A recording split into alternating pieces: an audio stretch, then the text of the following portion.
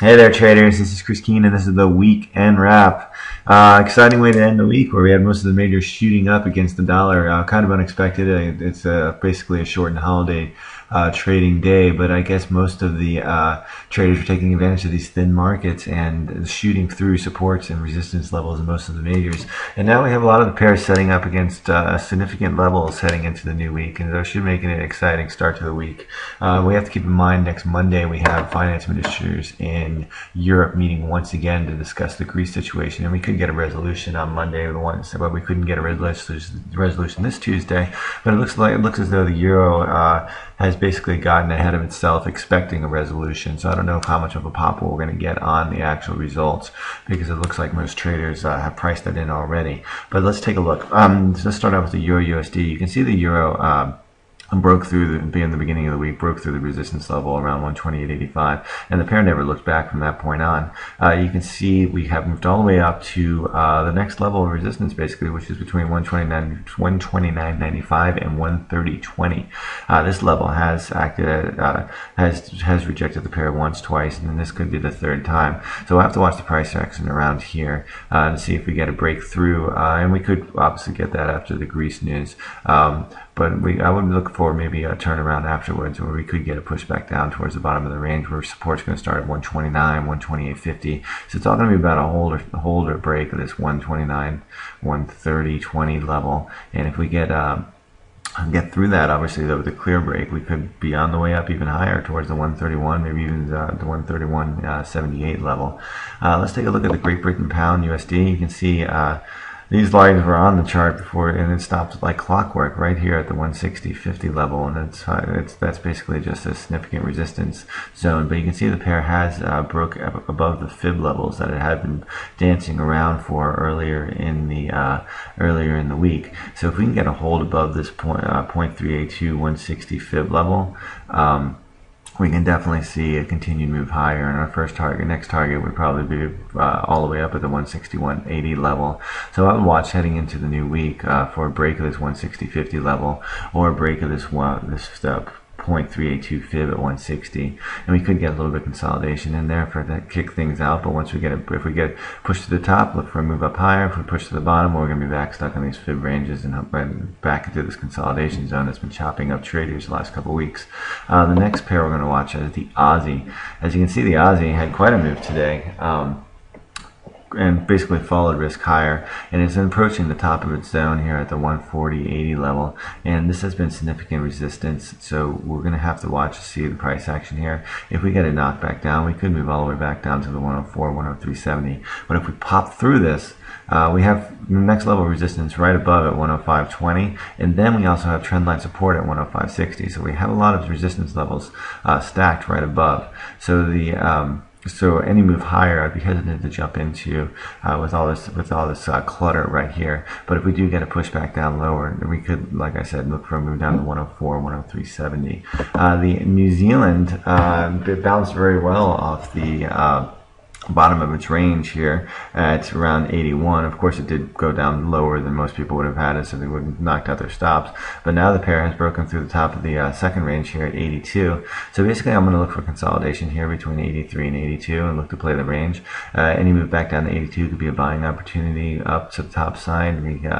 We have between 83 and 83.50. Actually, I would look for a move up to the 83.50 level to be a chance to get short. Of course, you have to watch the price action at these particular levels. You can't just go to 83.50 and go short. You have to see if we get some sort of a reversal at that level. It could be an opportunity to go long, go short. Now, if we get down to the 82, or if we break down the 81.50, it could be an opportunity to go short once again. Because you can see we are just basically in a bigger range between 81 and 83.50. Playing the in-between levels is a little bit difficult. But if we do move down to the bottom or the top of the larger range, we have very clear-cut trading opportunities there. But in the short term, we're going to watch these smaller price levels and look for reversals at those levels. The next pair is the CAD, which felt like a brick today, but it stops right at resistance here, right at support, excuse me, around the 99.20 level. And we're going to look for a little bit of consolidation here, because the pair, after breaking below the parity, after not being able to gather any momentum above parity, has fallen quite drastically.